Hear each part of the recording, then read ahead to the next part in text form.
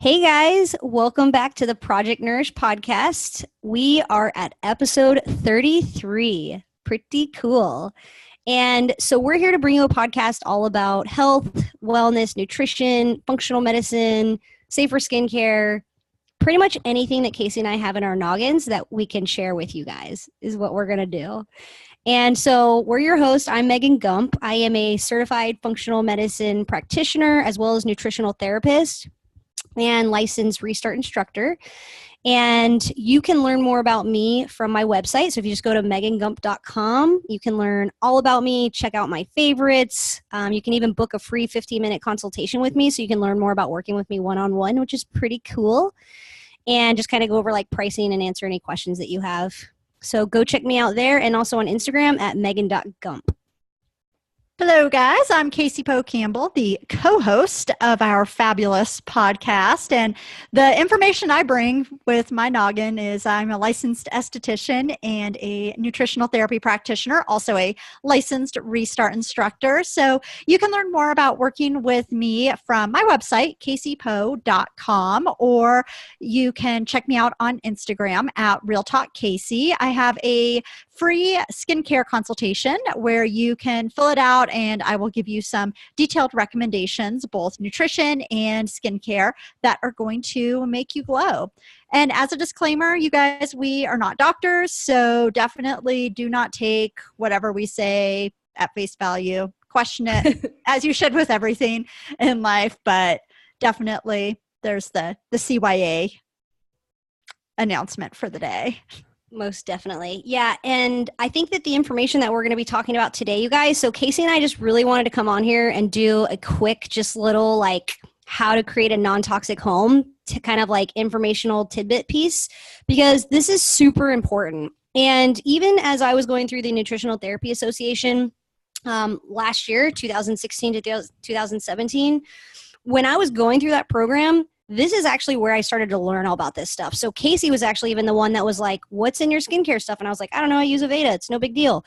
And she was like, well, look for, anything on this never list, right? And it's like fragrance, sodium lauryl sulfate, all kinds of stuff that we're going to go over today. But I was like, oh my gosh, there's fragrance in everything. And I literally had no idea. And I was going through the Nutritional Therapy Association program. And at the time, this is not something that the program was teaching. Like they just weren't talking about it. They didn't have modules. I believe now the NTA definitely does. So they do like an environmental little tidbit at the end of the course. But yeah, I mean, they weren't really talking much about it. So I learned about this through Casey and then just through the months to come. And here I am. So we just wanted to kind of bring this up to you guys. So if you're not super aware, you've kind of heard about it, but you haven't really made the switches, we can give you some information on how to do so. That is so cool that the NTA is offering a little module on this now, because I mean, it's so important and it's so darn impactful too. Yeah. That people just, there's still people out there that believe what we put on our skin does not matter. I'm not going to mention names, but I'm a little fired up about it because there are some big influencers who don't think it matters and they're fucking wrong. So yeah, it's pretty sad. So you guys, what you put on your skin literally takes 26 seconds to get into your freaking bloodstream. Mm-hmm. So it does not take that long. Your skin is your largest organ. So yeah, just because it's kind of your outer shell doesn't mean that it's not as equivalent to your heart or your lungs or your pancreas or anything. I mean, it totally is. It just has this pretty durable resistance layer on the top, which we're super lucky to have. But definitely what you put on your skin matters. And, you need to be conscious of this kind of stuff. So that's what we're going to talk about today. Yes. Yeah. And, just going back into that a little bit more, we talked on before the show started. I mean, think about, we have the birth control patch, pain patches, nicotine patch. It sits on your skin and then that prescription is absorbed into your body. Mm-hmm. So absolutely what you are putting on your skin is being absorbed. Yeah. Just because. Yeah, exactly. Just because you wash your face real quick and it takes you 2 seconds to get that stuff on there and wash it off, doesn't matter. It's still going into your body. So especially a lot of people that have skin problems, so like psoriasis, eczema, rashes, itchy skin, you name it. Sodium lauryl sulfate is a really big skin irritant ingredient that's in a lot of stuff, but also just a lot of these other harmful chemicals can definitely create these symptoms and reactions in people. Mm-hmm. So a little fun fact and trivia for you. How long are you supposed to wash your face? Like actually be scrubbing it? I'm going to say it's probably way longer than anything I'm doing. And it's probably like a minute or two. And I'm really like 30 seconds. No, it's 30 seconds. Oh, So okay. you sing happy birthday to yourself twice. Oh, okay. And Wow. it takes about 30 seconds. Nice. So Yeah. sometimes when I wash my hands, especially at the doctor's office, I sing Mary Had a Little Lamb. And when I get through the song, that's when I'm done washing my hands. Oh, there you go. I don't even think I would know all the words to Mary Had a Little Lamb. It's really just a repeated type thing. I'd have to Google it. Look it up. That's awesome. Oh my gosh. Well, all right. So now everybody knows wash your face for 30 seconds. Mm-hmm. That's a great thing to know. It's a good life tip. There you go. Not ticks. I was going to say biohack. Yeah. Okay. We don't want ticks in our lives. No. All right. Well, okay. So why are Casey and I even talking about this in the first place today? Well, because, the truth of it is, my friends, is that the world we live in today is more toxic than ever before in the history of mankind. Literally ever. Mm-hmm. Today was more toxic than yesterday, and it just keeps getting worse until we really, truly do something about it. So from the chemicals that are in our food, our water, our household products that we use every single day, from your cleaning chemicals to, again, what you're putting back on your skin or washing your face with or your hair, it's basically just creating the epidemic of our health problems. So you talk about infertility, all kinds of stuff, and we'll get into that in a little bit, but it's really the cause of a lot of our problems. Plastic everywhere. Oh my gosh. So more than 84,000 chemicals are put into American food each year, and most of them have no safety testing. So they're just putting chemicals into our food for like preservatives, for flavor additives, for color additives, and they are not really doing a lot of testing on there. They're just like, oh wow, this makes this Twinkie super yellow. Let's do it. Mm-hmm. And last through the zombie apocalypse. It's going to be amazing for you. Yeah. Not good. Yeah.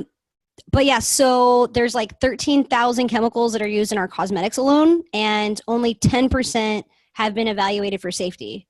So this is a really big issue, is what's in our cosmetics, because they're not testing it at all.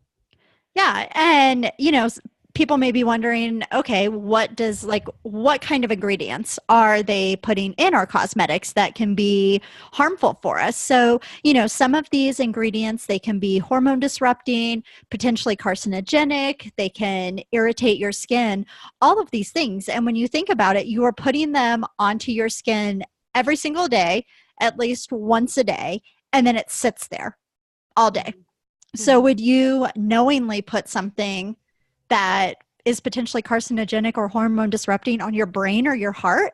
No, not at all. So why is it okay to put it on your skin? So I think it's just a mindset shift for people to realize like, oh, okay, our skin is actually an organ. Mm-hmm. All right. So another little fun fact trivia for you. How many personal care products does the average person use in the morning when they're getting ready? Girl or boy? Boys still use quite a few, actually. Yeah, I mean, you got to think about it. Toothpaste, deodorant, maybe face wash, depending if they've taken a shower or not, body wash, shampoo. Mm-hmm. I think maybe that's it for boys. Maybe like shaving cream. Yeah, aftershave. Aftershave, yeah. My man does not do that, but I know there's a bunch out there that do. Mm-hmm. For girls, oh my gosh, like 9 to 20 at least. Yeah, absolutely. That's wild. Yeah. And then you think about all of the ingredients in each one of those products, and you are putting on hundreds of ingredients every single morning. Yes. Without knowing if they're potentially harmful for you. Mm-hmm. It's pretty crazy. Mm-hmm. Yeah. You'll hear me talking about it later, but like the biggest thing, and I've already even talked about it already in this podcast, is the word fragrance. So the word fragrance on an ingredient label can hide and contain up to like at least 300 different toxic chemicals, and sometimes even more. But it's a trade secret in America. Casey can better explain it. But it's crazy because even if just that one word, like think about all the stuff that you could potentially be putting on your skin and putting into your body with just that one word, let alone if there's all kinds of other crazy chemicals and toxins in that ingredient list. Mm-hmm.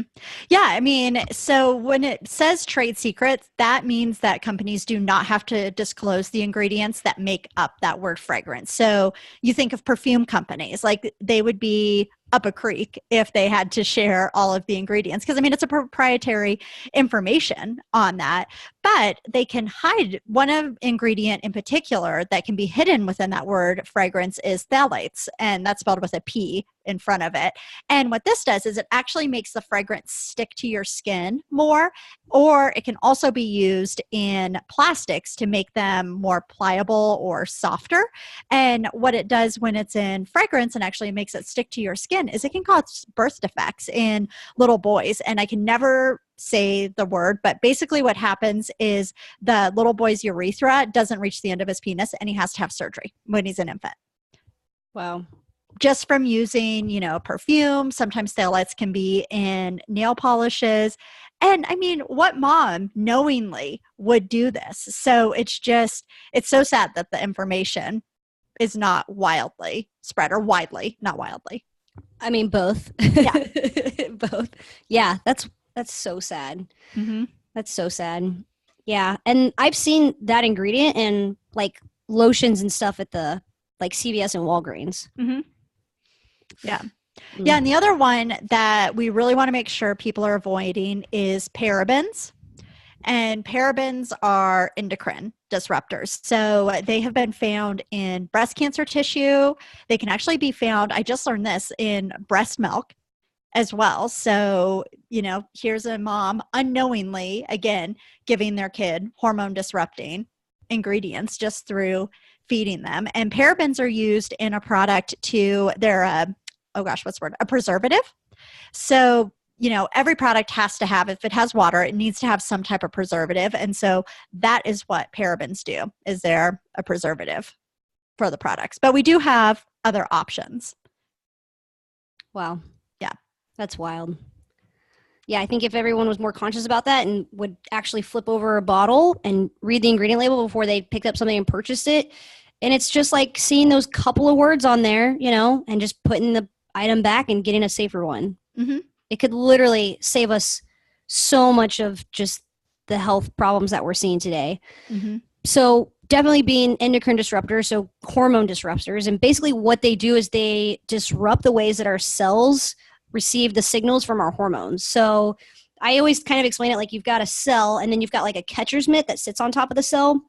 Basically the catcher's mitt needs to catch the ball, right? Which is different reception, like signals and hormones and all kinds of stuff that are signaling to the cell to do their job and tell them what needs to happen. And so all of these toxic chemicals basically sit in that catcher's mitt. And so when the ball's coming, it's like, oh, there's already a ball in that mitt. I got to go to the next mitt.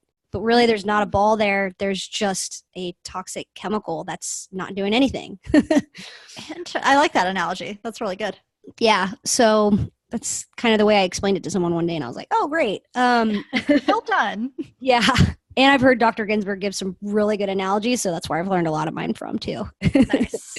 But now, what do you think is so? If people are wondering, like, okay, how do I start to make the switch on these products? What would be, somebody comes to you and they're like, Megan, I'm using stuff with fragrance, parabens, like all the bad stuff. How should I go about making the switch? Perfect. So definitely keep it simple, guys.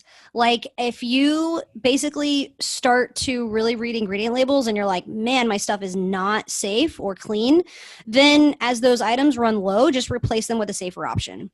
And definitely, I get this all the time. People are like, oh man, if I were to do that, I'm going to have to make all my own stuff or spend a bunch of money. And it's just going to be a lot and overwhelming. And I'm like, no, it's really not. Like, I promise you, I've been there. Mm-hmm. And just for like all the ladies out there, you know how excited you get when you go to CVS or Walgreens because you need some more makeup and you're excited to get a new mascara and blush or whatever it might be. I mean, there's companies out there that are making awesome freaking makeup, and it's like that should be exciting to you, is knowing that you're purchasing something that is good for you. And it's not going to be hormone disrupting. It's not going to cause infertility. It's not going to give you skin irritations or rashes. And it's really not that much more expensive. I promise you at the end of the day, it's not. And your health is worth everything. So yeah, stuff runs low. Just look for safer options. Casey and I have a lot of recommendations. If you go to both of our websites, there's companies that we love, there's products that we love. You guys all know that we're consultants for beauty counters, so that is definitely something that we're advocates for. And then also using the environmental working group. So if you go to ewg.org, you can basically look up any of your products. So whatever you're using now, you can look them up by brand, by product, and it'll tell you a toxic load. So if they're pretty toxic, like orange, red, definitely just toss them out or use them up and then get a better option. You can download the Healthy Living app. So it's on your phone, Healthy Living, especially on the iPhone. I think on Android, it would probably be the same. But Healthy Living, and then you can scan barcodes. So then you can walk around your house and scan everything, and then it'll just pop up with a toxic load. Now, keep in mind that if you are scanning stuff and it doesn't populate, it's probably because the company opted out to be on EWG or just didn't put the effort to be on there because their products aren't clean. Yeah. Sneaky bastards. Yeah. So when you start having that as the case, what I would recommend you do is go to beautycounter.com. And if you go to the very, very, very bottom, you can see something called the never list. Like it'll be like in the bottom where like you see disclaimers and stuff on the websites, it'll say never list. If you click on that, look for the ingredients that are on that never list that it's like, hey, always avoid these, never ingredients, right? Like don't ever use these. And so that's one way to do it. If you don't see it on the ewg.org website or their Healthy Living app, just go in there and look. Like you'll see fragrance on there, which we've talked about. You'll see sodium lauryl sulfate on there, which I mentioned. Parabens, Casey mentioned. PEG compounds, you'll see that stuff. The phthalates, can't ever pronounce that one right. I think it's one of those words that nobody ever actually knows how to say. But so that's what I would do, you guys. And then again, if you go to Casey and I's website or you reach out to us, we will be more than happy to give you guys direct recommendations and resources of what we use. For sure. Absolutely. Household cleaners. Casey, what are you using in your house? I use Norwex, actually. I have the Norwex wipes, so that's what I've been using, and I really like them. Dude, they're awesome. Yeah. The whole, I'm obsessed with the floor cleaner, and then we'll use some vinegar as well, Dr. Bronner's. Yeah. That kind of thing. But yeah, I just keep it super simple. Yeah. So that's one of the things I'm struggling with, because when we move, we are going to have a maid. And so I'm going to have one that doesn't use or will use what I request to be used. Because I'm I don't want that toxic stuff ever to be in my brand new house. So you're in Boulder. I can 99.999 guarantee that you can find a natural cleaning company up there, because I'm here in Houston and I actually just did this whole searching for a house cleaner. You did? Awesome. I did. We're hiring one bi-weekly because it is time I do not want to spend. And so, we found a natural company here that will actually come to your home and use the essential oils. Yeah. Well, nice. but their cleaning products were cleaner. He was telling me what he used, and it's a lot of vinegar and baking soda. Yeah. And I was like, oh, that's freaking awesome. And he was like, we can actually steam clean everything too. So we're not using any chemicals, and we're just steam cleaning everything. But anyways, so I'm sure you could find it. But yeah, you can reach out to people, especially on Nextdoor, the app. I've had so many recommendations for house cleaners. And I'll be in communication with them. I'm would you mind using what we use? And a lot of them are that's fine. You just need to tell me what you want me to use and where. Yeah. Yeah. Actually, Kate Kroll, she posted a recommendation for the person that cleans her place. So yeah. Okay, cool. Yeah. Hit it up. Yeah. But yeah, going back to just switching out your household cleaners, because that's a big one. Just so many chemicals. So your laundry detergent, your dish soap, your dishwasher detergent soap, what you're spraying your counters with. If you're still using Clorox and Tide and Mr. Clean and Pine Sol and all of these things, they have so many chemicals. And you also have to keep in mind that when these bottles are sitting underneath your sinks or in your closet, that they're constantly off-gassing too. So, like, you can actually have someone come out and test your air, and they'll be able to tell you what toxic chemicals you have in your house just by testing your air and not ever like looking in your under your sink or in your closet. Oh, wow. Yeah, it's pretty wild. So keep that in mind, especially if you have kids, guys. Maybe not just, especially if you have kids. I mean, for your own health. Yeah. But Or if you have a dog, think about that. yeah, and then they're Poor there little all day. guys. Oh Yeah, my gosh. they Yep. walk on it and then they lick their little paws. Yeah. Well, Yeah. then they're just, yeah, and they're in the house all the time. Like spend most of their lives in the house, besides getting them out for adventures. But Yeah. yeah, Yeah. I know. I know. Do it I for your was fur babies, guys. do it for the fur babies, and turn your Wi-Fi off during the day too for them if they're just sitting at home all day. That's a whole nother topic. But so, baking soda, uh, vinegar, Dr. Bronner's Castile soap is amazing, you guys. So I literally bought soap dispensers off Amazon, and I did 1/4 of the Dr. Bronner's Castile soap. The rest I diluted with water, and that's like my hand soap in my kitchen and my bathrooms. Yep, me too. It's my body wash. I just the whole like a big thing lives in my shower for Alex and I. But essential oils is amazing. So I use like the Young Living Thieves Cleaner. It's a concentrated essential oil cleaner, and you just dilute it with water. And that's what I clean like all my counters with, my bathrooms. I do make my own toilet bowl cleaner, but it's extremely easy, guys. Like Google natural homemade toilet bowl cleaner. It's so easy. I had to get, well, because I didn't know that you could make your own. And so we had people coming over, and the toilets, like, they were gross. They needed some cleaning. So Yeah. I just got like a regular one from, what's the store that's right by me, like the grocery store right by our apartment. Yeah. And I was like gagging because it was so strong. And I even like covered my mouth with, oh gosh, something that I wear snowboarding. I can't remember what it's called. Oh my gosh. Scarf, mask, like the neck, bandana, like the neck gaiter. Okay. So I'm like covering my face with my neck gaiter for snowboarding and like gagging, cleaning the toilet because it's so strong. Yep. Yeah. It's pretty wild. Yeah. So the toilet bowl cleaner is like literally Dr. Bronner's Castile soap, baking soda, 10 drops of an essential oil, fill the mariner with water into a squirt bottle. Boom. Mm-hmm. That's awesome. And that probably cost what, 25 cents? Nothing. Yeah. Yeah. Exactly. Yeah. It's so awesome. easy. And we have a ton of recipes, but you guys, like literally just Google hand sanitizer, hand soap, chemical-free bleach. I mean, that stuff is super toxic. All-purpose cleaner. I mean, you're going to be using vinegar and water and lemon and, hydrogen peroxide and all natural stuff. And it really, I promise you, it does not take long to make this. So it's a really fun thing to do on a Saturday. Like just go buy everything you need and make a bunch of cleaning products and ta-da. You're definitely 30 years old now that you said that. Welcome to your 30. That's the fun thing to do on a weekend, you guys. Duh. Like, what the heck? You don't go to the bars anymore. You don't go to have brunch. Like, that's not a thing. You can go buy stuff to make non-toxic cleaner. Oh, but you know what I mean. That's what you do Saturday morning after you go to yoga or Pilates or Orange Theory or whatever. You may climb Mount Sanitas. Yeah, and then and then you go out. Oh my gosh, maybe you go out and then you go home and you make all this stuff slightly intoxicated, and that's even funner. Yes, I love it.